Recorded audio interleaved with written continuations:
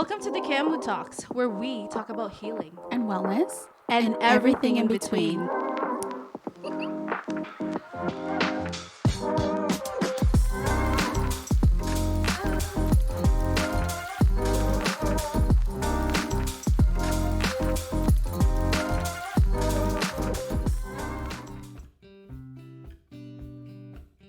Calm down. Like, what do you do on Wednesday? Go to work or something?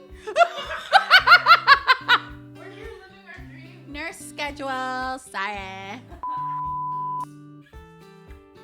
First of all, I want to introduce my guest today, my very lovely friend, Jennifer AB. Hello. How do you pronounce your last name, Jen? And okay, so this is how I pronounce it for the non-Ghanaians. And Tuibosiako. It's that's like the easier way to pronounce it, but it's actually pronounced Entribosiako. And Tuibosiako. It's like the TW is not like a twee. It's pronounced like a CHWI. Entry. And Shri Bosiako. Bosiako. Yeah. Okay, let me try that again. Everybody, please welcome my guest, Jennifer Anshwi Bochiako. I totally butchered that. You totally butchered it. This is why I just say Entry Bosiako. Okay, I'm gonna go with Jenn AB. Thank you. Jenn AB, thank you for being here today, Oh my my gosh. loves. I'm so happy to be here. Thank you for being here, and I know it's been like a long dream of ours to just. I remember COVID days. When did we start COVID? 2019. 2020 officially. Yeah, because then it started at the end of the year, At the beginning of the year. at the beginning of the year. Girl. This is the wine. I think so. So, just a bit of a background. We talked about having a podcast years ago, 2019, 2020, At Egg and I. At Egg having and I. breakfast after night shift. Hamilton, Ontario. Represent. Yes. Or my hammers people like, in the house. I We can't need your believe we're support. here. Yeah, I can't believe this is happening. But no, I'm super excited to be here. Yeah. Yeah. Thank you so much for being here. And Thank I know you. it takes a lot to be in videos and, like, I think it's very courageous of you. And I thank you for being here, supporting my shop and my mission. And now to a podcast. I know. Right? Yeah.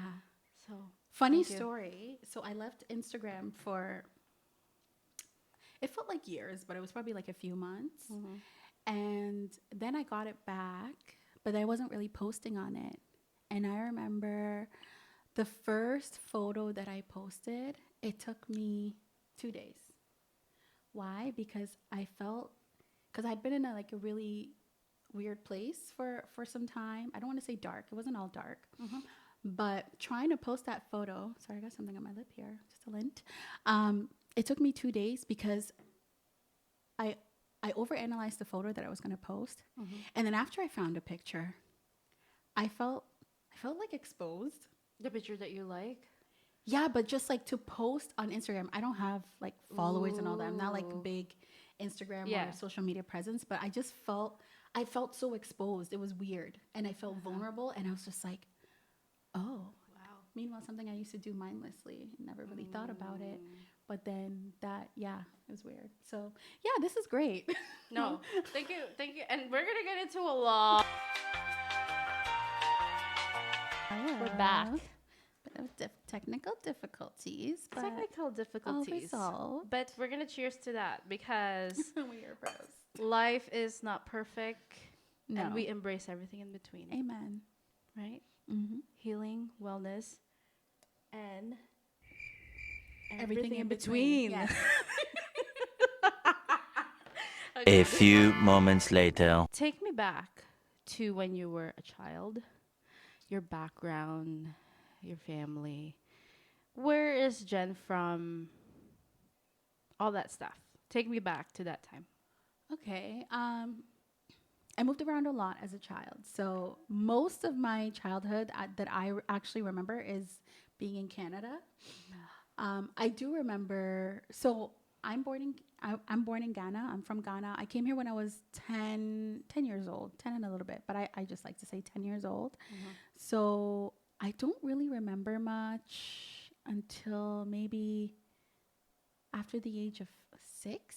So I come from a very, well, now my family's very blended. So as a child, it was just me and my mom. My dad was in Canada, and my sister, my one of my older sisters.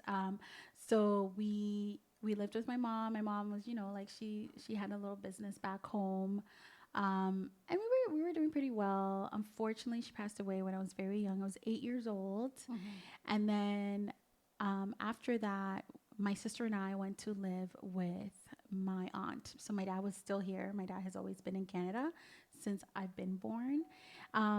It was fun. It was a fun childhood then. It was me, my sister.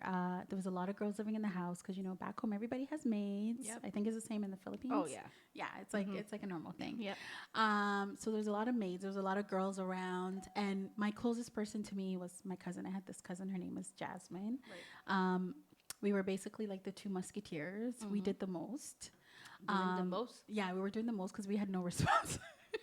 We had no responsibilities. Girl, it was great. No, you didn't have to do nothing. Didn't have to clean up. Didn't have to do no laundry. Like you just woke up, Wow. ate, and played. Love And that. and of course went to school. I was Catholic at the time. So we did like our communion. Like we'd go to these classes. I forgot what is it called. Um, Do you know what it's Bible called? study. No, there's like this. There was a class that prepared you to receive communion. Ooh. I don't know. But anywho, Anyway. yeah, we did that. We did that as kids, and then when I was 10, like so during that time, my dad prepared to bring us here. So then after a few months after I was 10, we came here. I met my dad for the first time. I don't really have any emotions about that because I didn't really know him. Right. But it was a huge culture shock. So we lived in Bolton. Mind you, I'm coming from a country where like there's no racism. Right. We had like a few white people here and there, a lot of Chinese people actually in Ghana. So being here and like having to attend a school. So Bolton is in Caledon, which is like north of Brampton. Yeah. So it's very different now. But when I first moved there, I was probably one of 3 black people in the entire school. It was very different culture shock. But I was a kid, so it was like whatever. And then when I came here, my dad had remarried, so I met my stepmom, and then I gained 2 brothers, 2 stepbrothers, and we lived there for a bit. Childhood was a little bit difficult because there was a lot of new things, like new country, meeting a new parent because my mom is no longer there, and now it's my only parent is my father, and then just like dynamics, and we moved around a lot. My dad was a pastor, so we moved around a lot. But my childhood, I wouldn't call it good or bad. It was just there. Parents were very strict, very religious. Oh yeah. Very religious upbringing. Yep. I remember we had to like wake up at 5:30 and do devotions in the morning. Go to church, be the first ones at church, the last ones to leave. I actually hated that part. But no, like childhood wasn't a typical childhood that like I hear people talk about like, oh, I had sleepovers. No, my parents were like super strict. They didn't trust nobody. And like, Yeah. it was like, Talk about strict. yeah, girl. Yeah, Like yeah. they didn't trust nobody. Like if I wanted to do a sleepover, they had to meet the parents. And then I still couldn't sleep over. My friend had to come. I had this best friend named Sarah Maciel. Oh my gosh. She had to come over, and it was like the parents had to meet her parents, and then she had to come and sleep at the house. Wow. I couldn't go there, And then I remember when I was 15, I got my first job. I had moved to Brampton at the time. I was in high school, and I got my first job at McDonald's. That was my way out. I'd be like, I'm going to work. And then I'd be out playing with my friends. Fast forward. What is the career that you chose? And why did you choose it?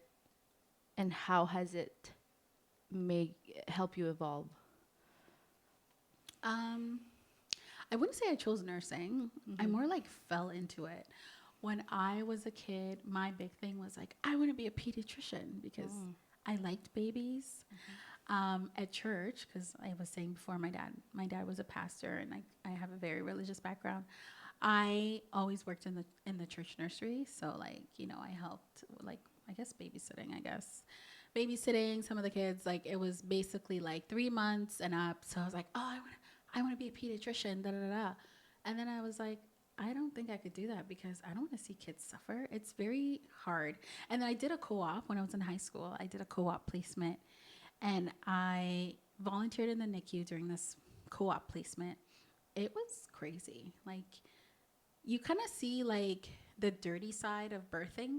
I don't want to call it dirty, but that's kind of like the dark side of birthing, and like all the terrible things that happen to these kids, the mothers, the needles. I wasn't a nurse yet, so it was like, oh my gosh, Like what's happening right yeah. now. So then I was like, I don't think I want to be a pediatrician. Like I want to be a nurse and like just help people.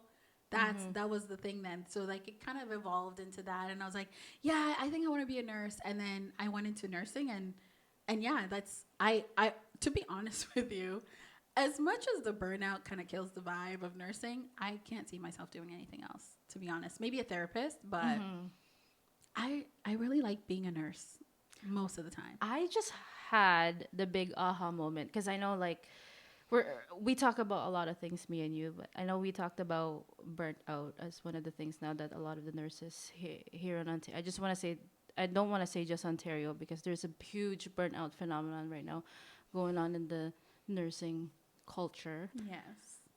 And my point was, you know, there was a lot of question with, is this something that I want to pursue? Like, because there are days when you question. I don't know if you feel the same. Right.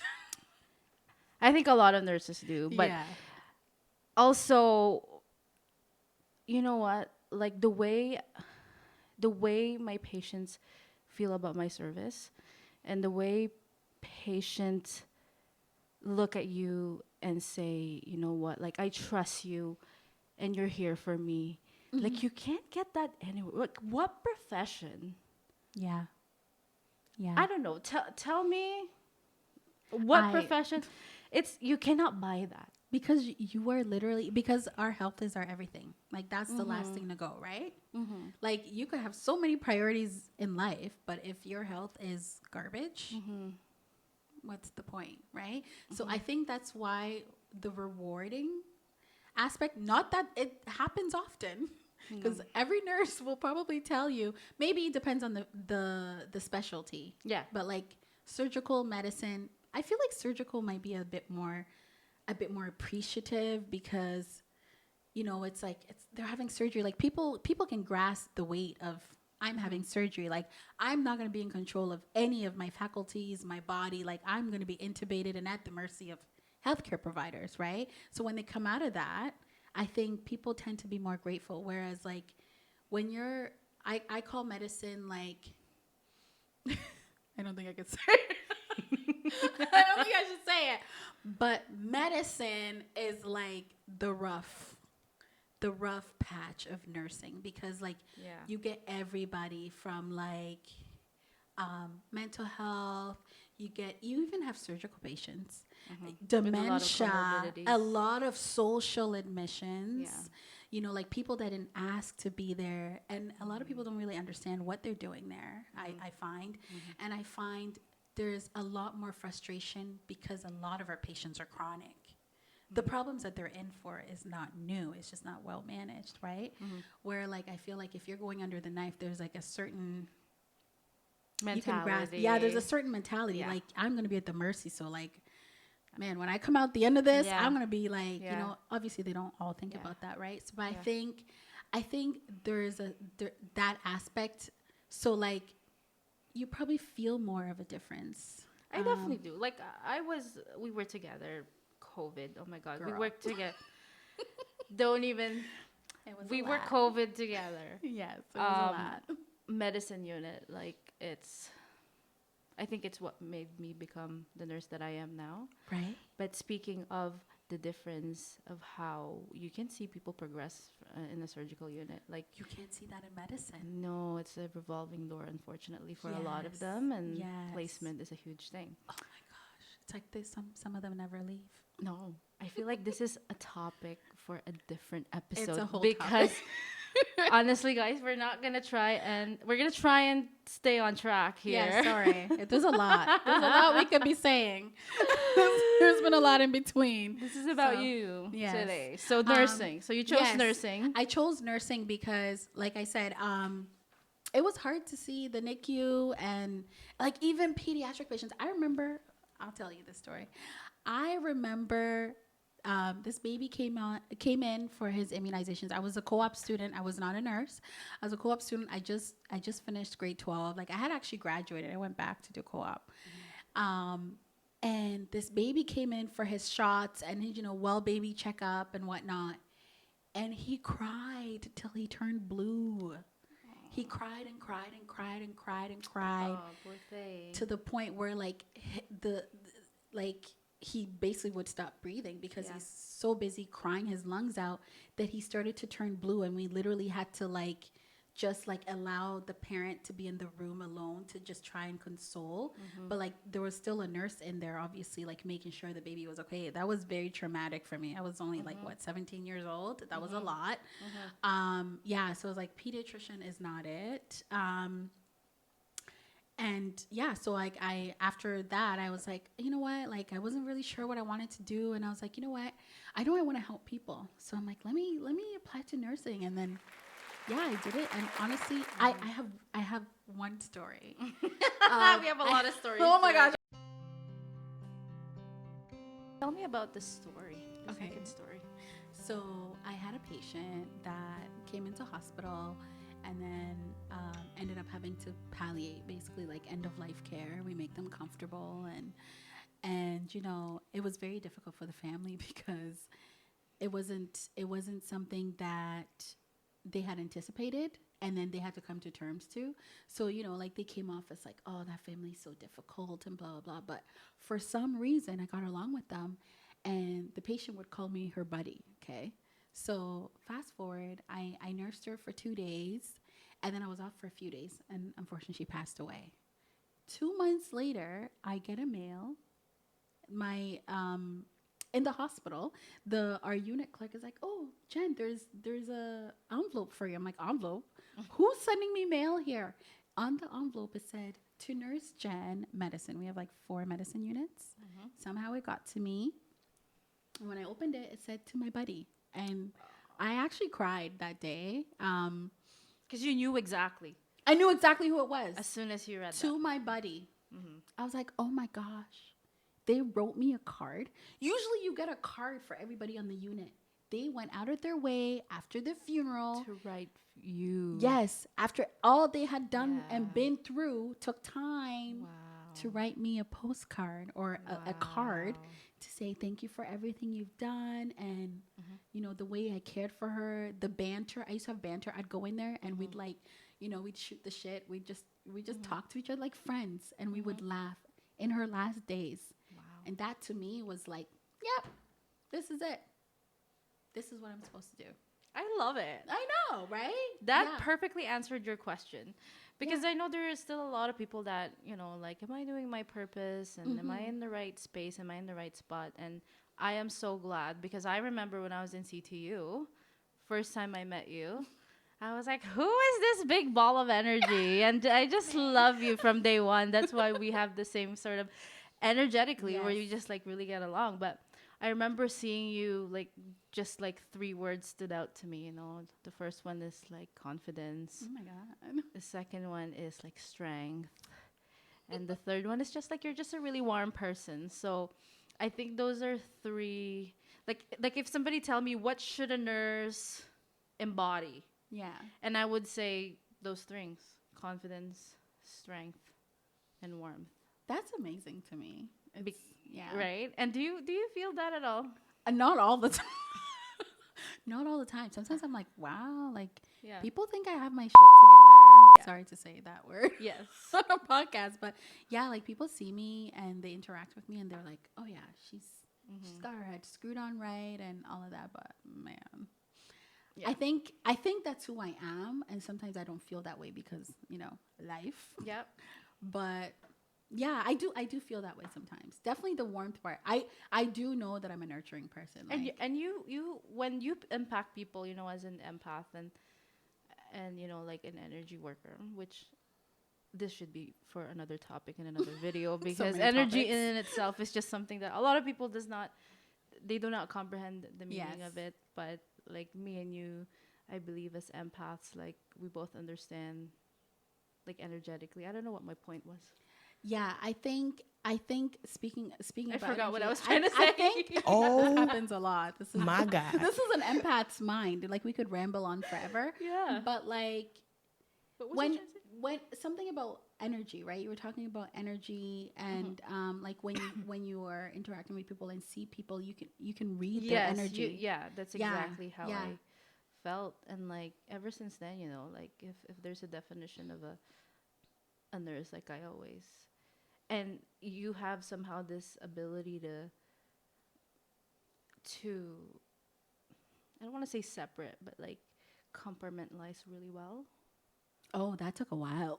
Yeah, because Yeah. when I was starting as a nurse, it was very Woo! difficult for me, and I know you know that too. Yeah. Coming home with all the things that you see at work, but I think as a nurse, like you should be able to embody two things: being your true self and being of service, and not compromising both. Yeah, you have to separate because it's like a traumatic it's a traumatic line of work, Mm-hmm. right? So you have to kind of almost learn to separate when you leave.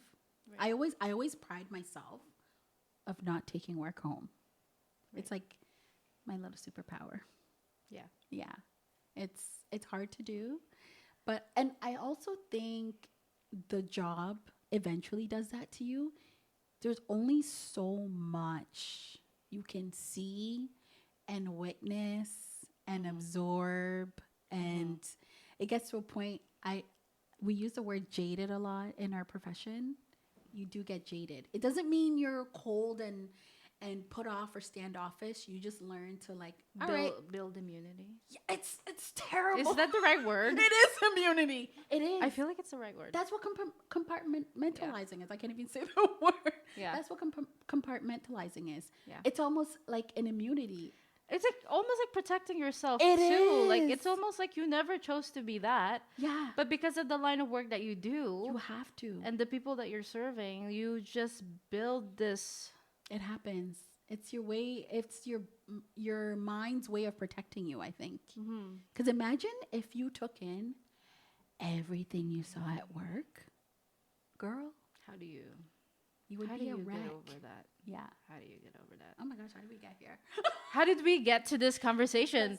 Yeah. But I'm so glad, and I am so happy that you feel like in your soul and in your heart and in all of you that this is what you're meant This is to. it. This is Yeah. what you are. And Yeah. I 100% agree with that. Yeah. Because I've seen you not only here in this podcast, but we did share some time together Yeah, as we worked for a while. colleagues and friends. Yeah. So, in terms of, we talk about your background and a little bit of, your education piece and all that stuff. Since we're talking about the topic of love, we've developed friendship, and you have friendships outside of work from when you were younger, whatever. What is your definition of friendship? What is friendship to you? Friendship, man, it has changed a lot over the years, but Uh-oh. the basic. When she does this, be I'm ready. digging deep, girl. I'm digging deep. No. So like I think friendship is what you make of it.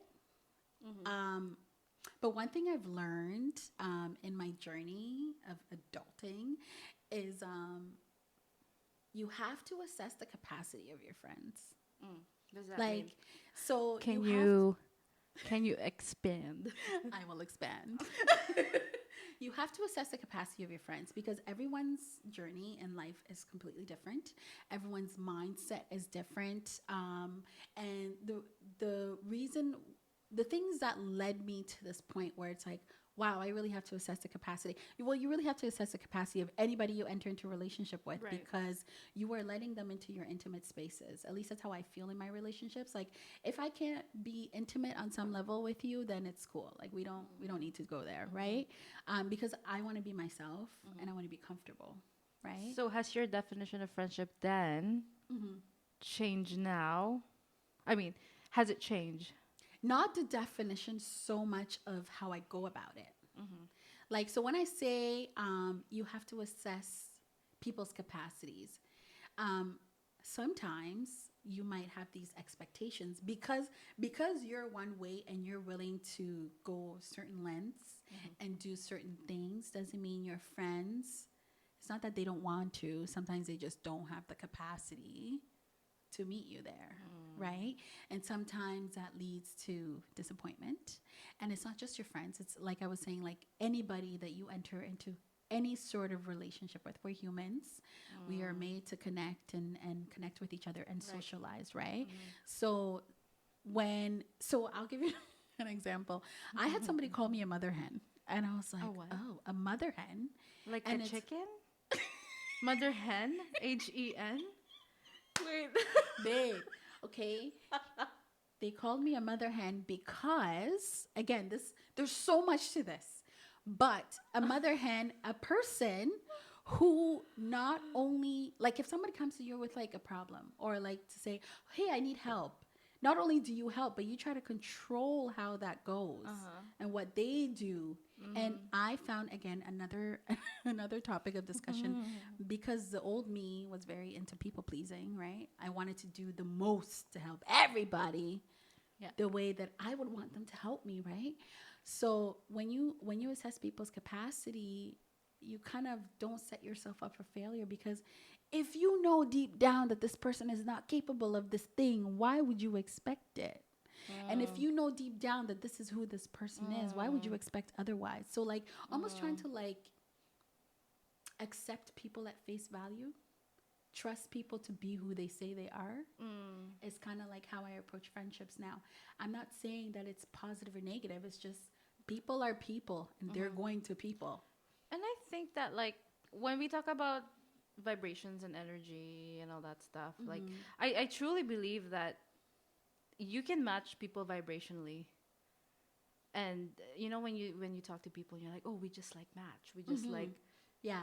like we vibe. Yeah. Because there is certain vibrational, what do you call, energetic vibrational Yes. happening at that moment where you probably are on the same level.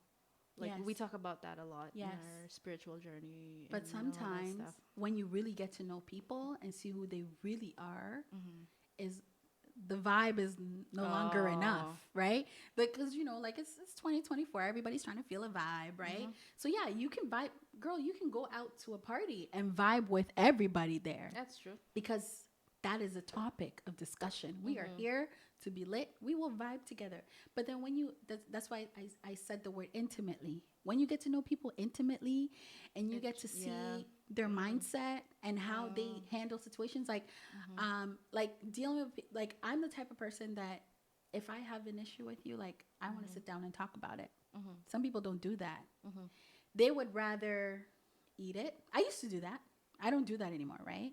They used, like, I used to eat it. So there are people that they don't really express themselves, or maybe because of how their perspective in life or their upbringing or whatever the case may be, they may not necessarily talk to you about certain things and kind of hold it in, but then they start to act kind of different, right? And you don't know what it is, and then it creates conflict, and sometimes it's unnecessary, but they don't know, right? That's what I mean when I say capacity. Everybody can be on a vibe when we meet and we know this is what we're here for. We're here to get lit. All right, everybody's gonna be lit.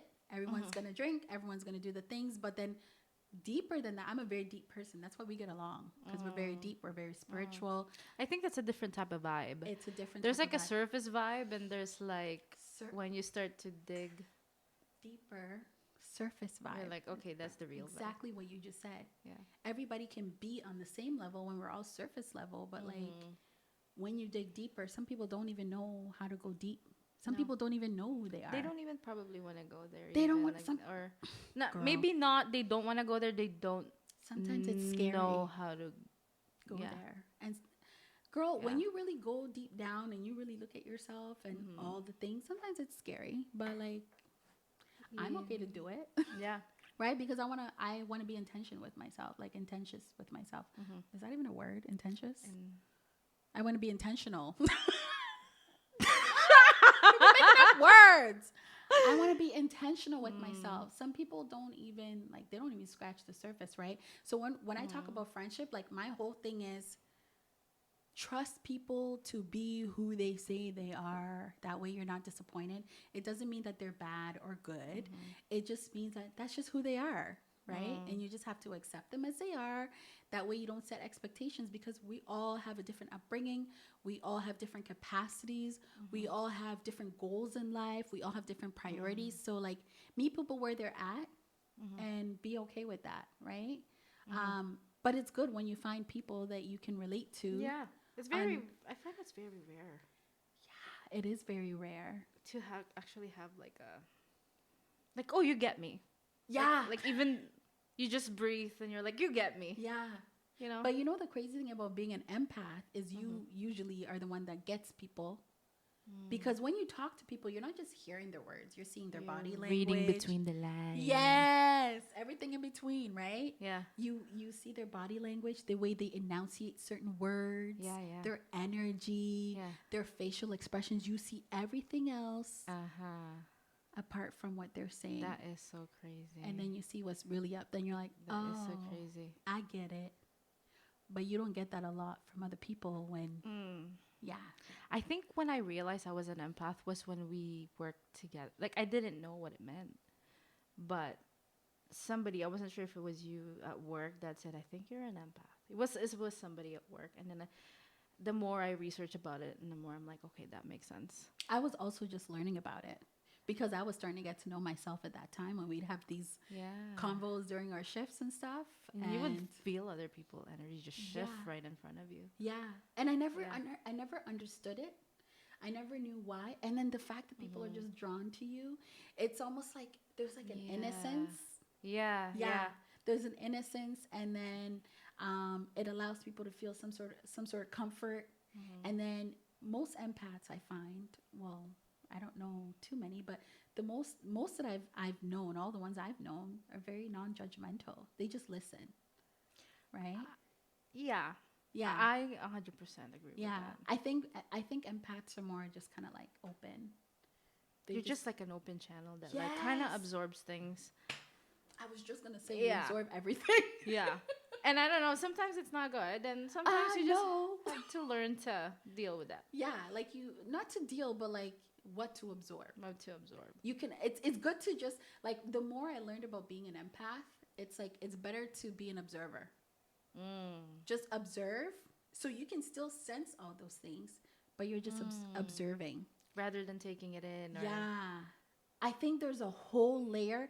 I would like to say the reason why I feel like I was absorbing people and taking their problems in and like feeling like, oh, I got to do the most was like the people pleasing aspect of my personality and my Yeah. upbringing where I felt like I needed to do something. So it's like, oh no, oh my gosh, like what are we going to do about it? So Yeah. these are all amazing, amazing stuff. Yeah. But would you say friendship, friendship is very important? It's so important. It's so important. But at this stage in your life right now, would you say that, like you said, friendship is like something that you what you make of just it. take it Yeah. and you don't At face value. and at face value, and you don't have that expectations from people. Well, Because I feel like sometimes when you have friends, they're like, how come you didn't do this for me, or how come you didn't do that for me? So that's Yeah. another factor, right? Yeah, and it's not so much not having an expectation. I feel like your expectations should be realistic based on their capacity. Maybe that's what I should have said. Say that again. Like Ooh. so. This is an Oprah moment. Say that again, God, Jen. not Oprah. Okay, so The Oprah of Hamilton.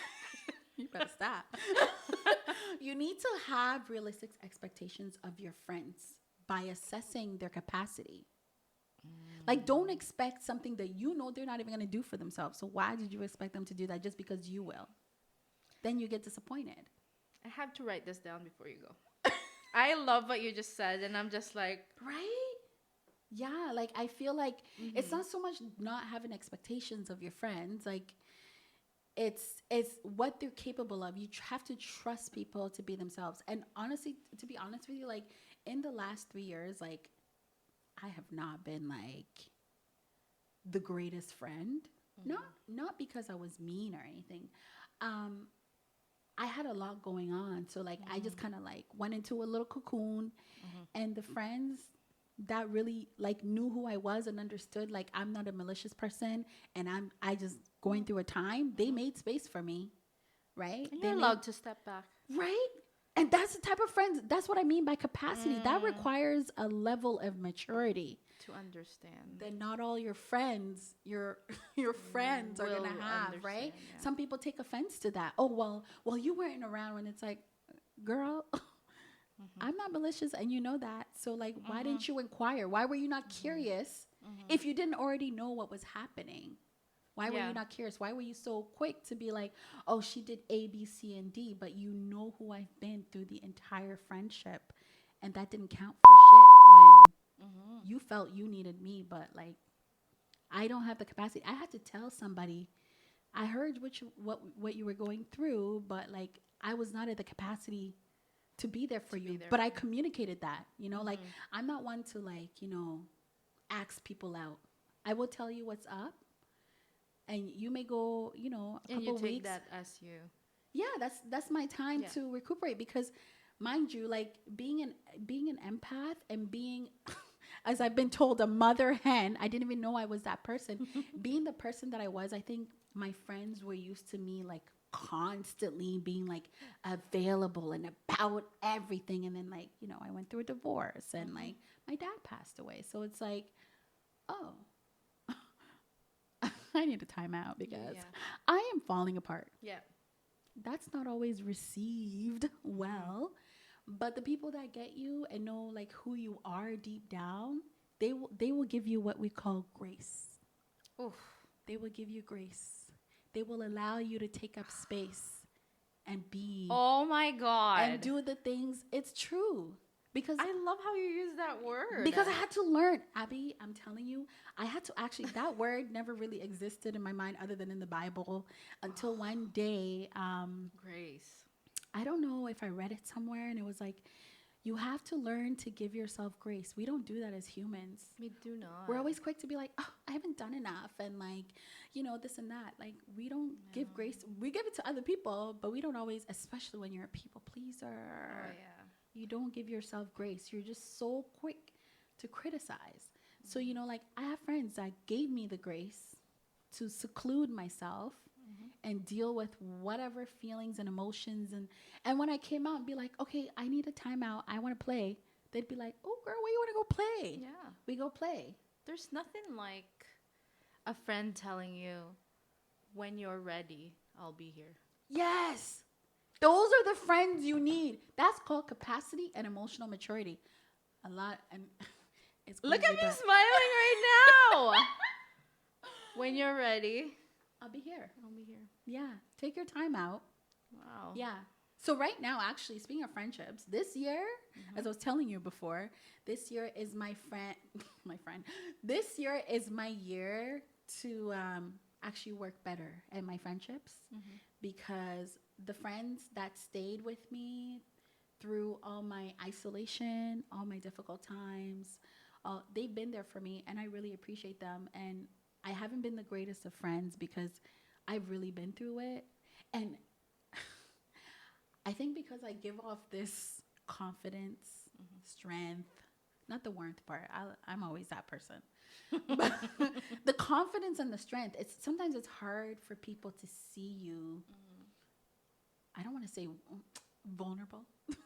You don't want people to see you. No, it's hard for them to see that. Oh, the other way around. Yes, because you're always ready and willing. That was me. Mother hen, girl, mother hen. Ready and willing. I was like, all right, what are we doing? And I would do the most. It didn't matter where I was mentally. I was always self-sacrificing. I don't do that shit no more. I love that. Yeah, I don't do it. If I have the capacity, oh yeah, I'm your girl. I will Yeah. be there. But Yeah. like if I can't, Yeah. I will communicate. And that's what I mean by the emotional maturity part. Because some people, even when you communicate and say, "Hey, I really can't. Like I just can't. I have a lot going on." Da da da. They take offense to it, and that's very unfortunate. But friendship is what you make of it, and you have to assess the Right. capacity of the people in your circle, people that you Oh. enter into relationships with, Yeah. whether it be friendship, romantic, or whatever it is. You really have to know the person that you are yoking yourself with, essentially, right? Guys, make sure you're writing notes right now because this is like Ooh. really good stuff. Okay.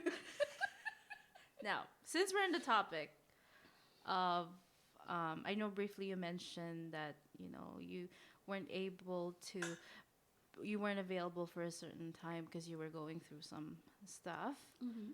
Do you, was there a pivotal moment in your life that turned your life 360? And is there something you want to share? Oh my gosh.